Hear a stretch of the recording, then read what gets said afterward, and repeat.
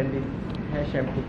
So the problem when we faced was actually hair shampoo is something common. At the same time, we are producing a dry glyceride, which is oil, and our main idea to make dry shampoo. Dry shampoo cannot be oil, right? Dry shampoo will have to be powder, right? Yeah. I thought dry shampoo is more fun. Yeah. So how do you convert oil to something dry? That's why. That's the thing. That's very hard. You can. What process do you use to convert something that is oil or liquid based to something that's dry? So we check out spray drying. Spray drying process. Spray drying. Yeah, spray drying process. See whether you can convert something that is oil based. But you have a carrier lah. You need a carrier, otherwise it'll be very sticky. You know. Then of course you cannot be totally. You have some oil, but you also need silica because it's dry shampoo, right? You want something to absorb the oil. So the oil may not be so suitable. So you want something that is like silica, rice bran, rice starch, corn starch, something like that. But then we have proposed our product. Oh, you already proposed, is it? Yeah. Because the question I will ask you is why hair oil? What is so special about this hair oil? Other than you use a very expensive process to produce. Actually, that is the main idea of us, because we went through few hair oils, the product of hair oils. They all used coconut oil as their main. So what we thought was, so production of capillary triglyceride, because it's a production of acetylglyceride, right? That it's quite expensive. So they are using only coconut oil. Because it's cheaper. Yeah. Because hair oil is cheap. How much you going to sell your hair oil? I'm not sure. Not sure. Yeah, it's going to be very expensive. Your hair oil is going to be very expensive, especially when you want to extract, and then you want to react with the resin some more. It's expensive.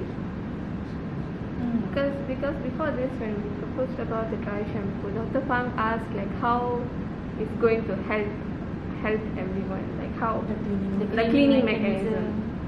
The hair shampoo is supposed to absorb oil. You know, hair shampoo is like, say for example, old people in the hospital, people who cannot walk, you know, they have problems, they're lying in bed. How do you going to wash their hair, right? So they apply the hair dry shampoo is to absorb the oil so it doesn't smell. So that means you drag the duration before you force the person to wash their hair lah. You are lengthening the process. Yeah, this is what we are trying to say, but Prof asked, okay, if that thing absorbs the oil means still the particles will be in the hair, right? Yeah, of course you have to wash your hair ultimately, but you're delaying lah, you know, you're giving time. Instead of every week you carry the person that's vegetative, for example, in the hospital to go and wash their hair. Maybe in 1 month you only need to wash 2 times or every 2 weeks once. You know, that's the purpose of the dry shampoo. You know, that's the purpose. We didn't get, that time we were very nervous. Not nervous. We changed it into a hair oil. Okay. Actually, it's still not too late. You can still convert your hair oil. Yeah. You just got to figure out, you cannot put too much hair oil lah.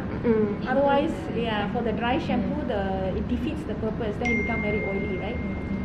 You can still think about it. So go and read up about how to convert oil to something that's powder.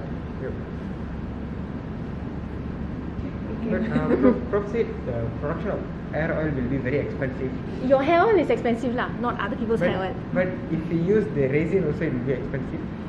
Yeah, because other people don't need any resin, right? They just mix coconut oil with argan oil, they get an oil.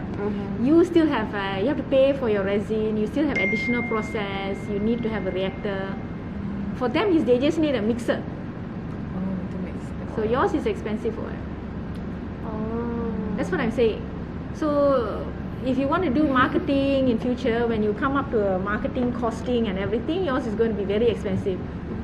Unless you have super, it can cure something, then only people will want to buy your oil. There's something you have to consider.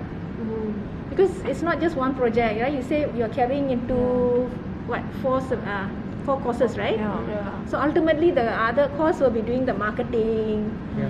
the unique selling point, and everything, right? So you will lose out on your unique selling point. You cannot compare with other people's oil that is cheaper. So Doctor, compared to the spray drying process and with this process, which one is more So spray cheaper? drying will be okay. Then the question will be which pattern you want to use, Yeah. right? Yes. Yeah. Which pattern you want to use. It will be locked in every site. But Prof, I want to ask, like, as Prof mentioned, if we use coconut oil and argan oil, and they use Prof's invention, will You mean the technique lah? yeah, the technique, will the yield is more pure and more quality than when we mix with the mixer? It will give- Yeah, of course. That means I know lah, like in my oil, whether it is enriched with caprylic acid, which is in your case is what you want lah, caprylic enriched. That's our main idea, like Yeah. using the caprylic. But what is the function of what is so special about this caprylic? We have a quite number of lists because compared of using, from what we read, compared of using a normal coconut oil, actually the coconut oil composed of lauric acid, caprylic acid, like quite number of acids, right? So this caprylic acid has very unique function compared to other acids found in Okay. the coconut oil. So what we thought was, so extracting only the caprylic acid from the coconut oil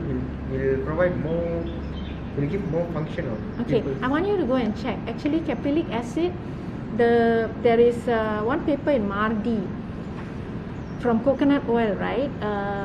But this is using enzyme method. When they did the test, it's a very good antifungal and antibacterial.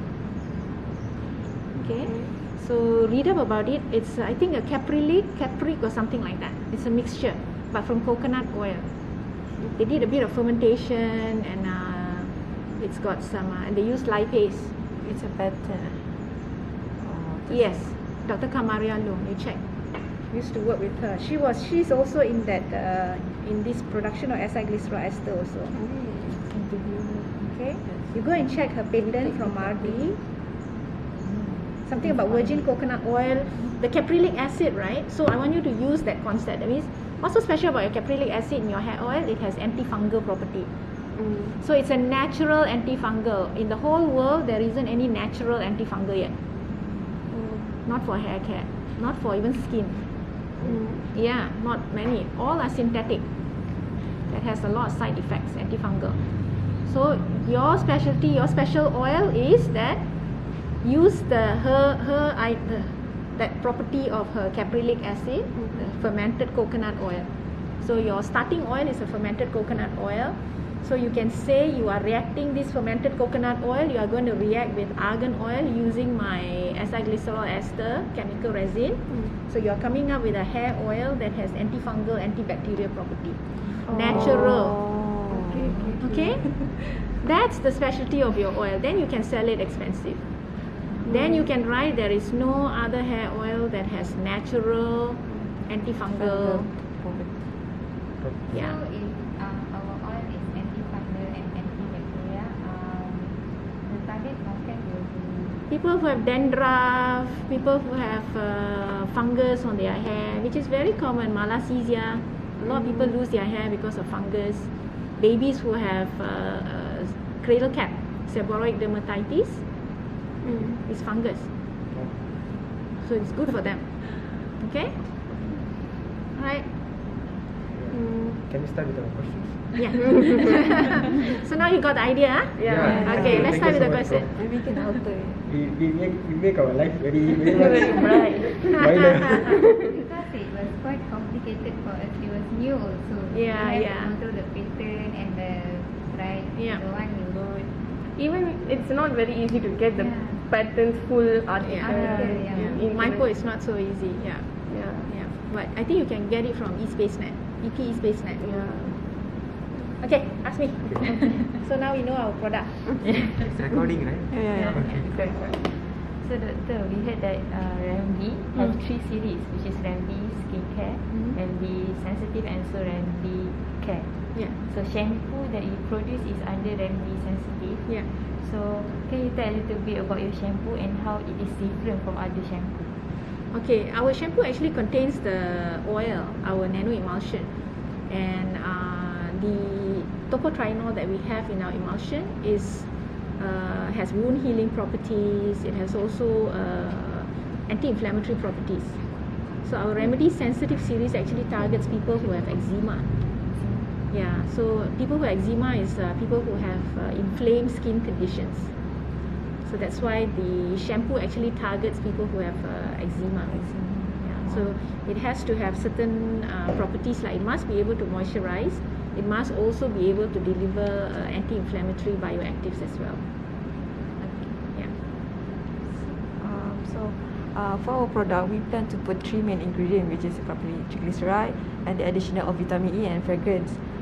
Do you have any suggestion what addition ingredient that we can put for our product? You mean for fragrance as well for your hair oil? Yeah. Actually, it depends on who you target. If you're going to target babies who have cradle cap, because now you are talking about antifungal and all that, right? Then maybe fragrance is not a good thing to put in because they have very sensitive skin. Okay, but if you're going to target like normal individual who has dandruff, then you can put in fragrance. Alright. So usually you may need to have a different market segment. Like, okay, I'm going to have one for babies. So for babies, they have sensitive skin, usually no fragrance. Alright. And then for babies, the skin is much delicate, so the absorption is much faster. So the concentration of your antifungal, you need to check lah. You may put less, right? And then you may want to put like panthenol or something that is more nourishing and mild for the babies. Right? So for adults, maybe you want to put argan oil because adults they also like, it sounds exotic, right? So you can put things that you will attract that market segment. So you put things that they like. You can put fragrance for them if it's just for dandruff, because they like their hair to smell nice as well. So that market segment, maybe you want to put some fragrance. Right? So it depends on the market segment. Okay? So as what Prof said, the ingredients we must focus on the market segment, right? So how long will it take to show the improvement in the hair for the ingredients? Like your product, the hair oil scalp, like our Ari is 2 weeks. 2 weeks, yeah. Okay. 2 weeks. So Yeah, 2 weeks. it's like a range for us, the product, to make it more efficient. Because we did in vivo testing, we do skin testing. So based on the result, it's 2 weeks. Yeah. So either is that when we produce our product, we need to do testing. Yeah, you'll need to do testing as well. Then only you will know how long it takes. So it depends very much on your concentration. You put more, then it will be less. But if you put more, sometimes it can affect, like too much oil. Maybe they don't like it. If the product becomes too oily, for example. So you need to have that balance. The product that you sell not just have to be functional, but it must also feel good. When your consumers buy, right, the sensory, how it feels, when you wash your hair, no bubbles, nobody likes it. They'll feel, no matter, even if it's clean, if it's no bubble, they will say it's not clean. You know? So it's consumer perception. So you also have to create a product that aesthetically they also like it, not just functional. Yeah. So you have to do a little bit of testing. For what you have suggest, does this ingredient have any side effect that will consume your space? The only side effect will be anybody who is allergic to coconut oil, I suppose. Yeah, you come up with a product and then they're allergic to coconut oil, then definitely they can't.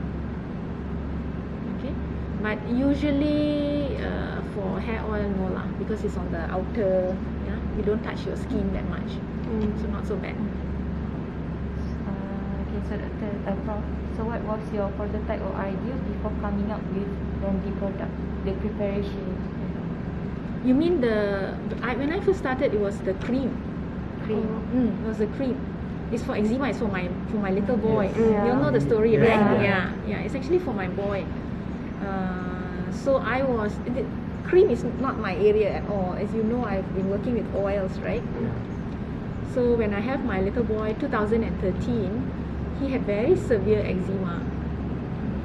So his whole face will be red and scratch, so it's itchy. Eczema is itchy.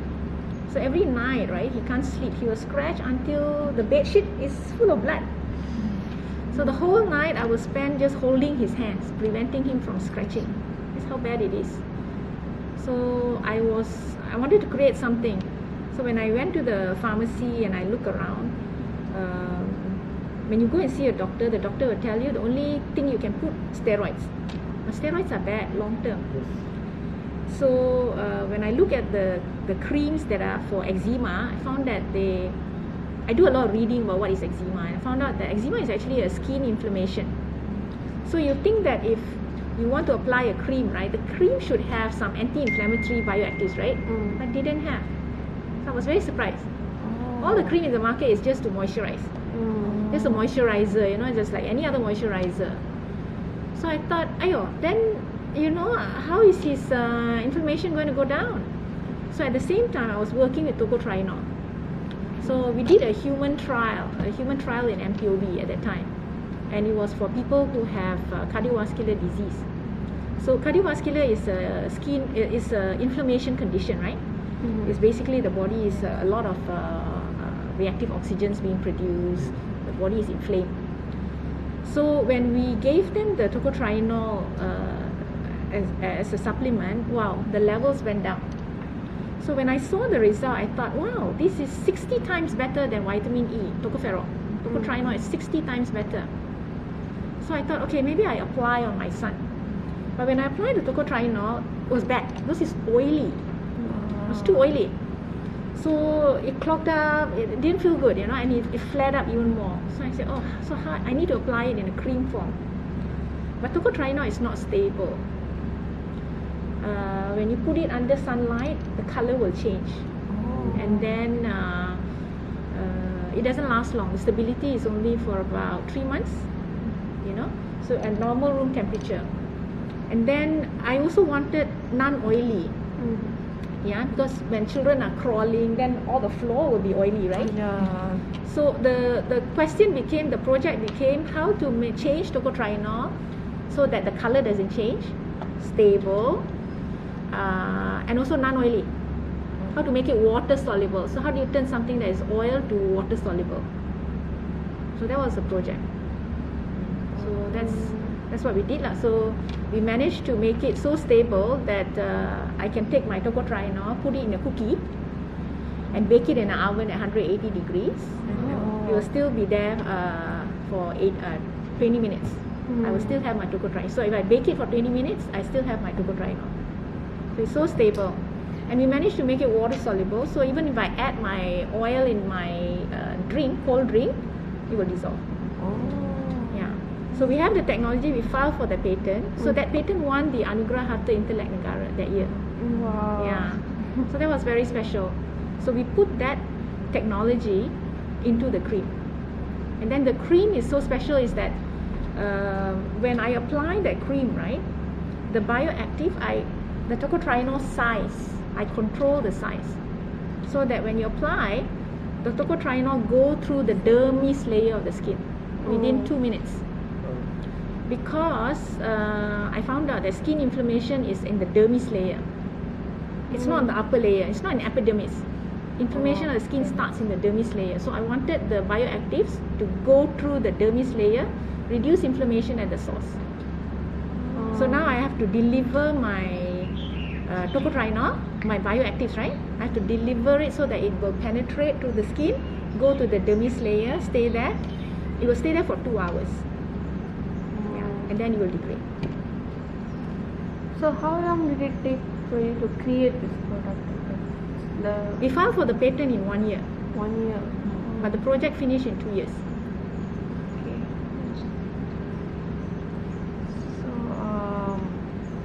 your remedy, what is the difference with other products? And That's why I said, we are the only cream at that time that was yellow in color. So when we first sold the cream, everybody was like, why is this cream yellow? You know? So now you see a lot of yellow creams. People are starting to follow, you know. So during that time, what's so special is that I think we have bioactives, anti-inflammatory bioactives that are deep delivery system. That means it has a system that penetrates to the dermis layer. So until now, I have not seen a cream like that yet. So meaning that your product is like the first product. We like to think it is lah. Yeah. Prof, so how the product in Remedy were marketed? So any marketing advices for our product? That was tough. You know, I'm a researcher, I'm a lecturer, I'm not a businesswoman. So the first year was very tough. When we commercialized it, the first year was very, very tough. My CEO is my PhD student, and even now, the company, right? My R&D director is my former PhD student also. My sales and marketing is my former master student. So it's basically all my students running the company, and everybody is no business background. All students, fresh, you know. It was very tough when we negotiate. We were not sure how to negotiate with companies because it's our first time as well. So we learned along the way. It was very steep learning curve. But I must say now,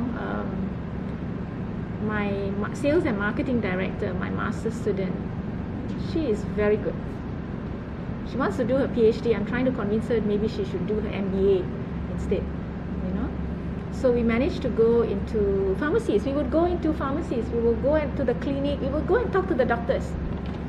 So the first people who actually took our product are clinics. So very happy that the doctors, you know, they gave us a chance. Yeah.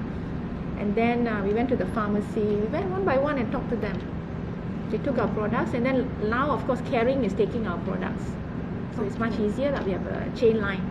So it's a lot easier. Yeah. But in the beginning, it was very tough. So right now, Remedy is marketing in certain pharmacy and clinic. We are in Caring pharmacies, all Caring pharmacies, and then we are also in clinics. We are also in Singapore, pharmacies and clinics and hospitals in Singapore. We actually find Singapore much easier. The hospitals and clinics in Singapore much easier to penetrate compared to Malaysia. When we went to Singapore and when they find that it's a university product, right? University's research product, they're very, very supportive. They like it. Surprisingly, in Malaysia, no. University research product, are you sure? You know, things like that. So very different. Very different.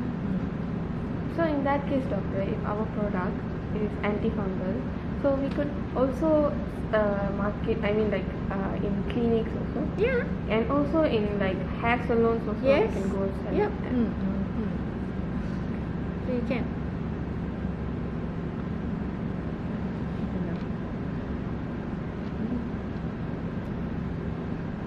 Do you think for our product has a bright future? If you market it correctly, so you must know that it is, your selling point is that it's a natural antifungal. There is no such natural one. There's a lot of chemical ones. So a lot of side effects of chemical antifungals. You've got to find out what are the good things about natural compared to chemical. What are the bad effects of chemical antifungal? You know, so that is your selling point.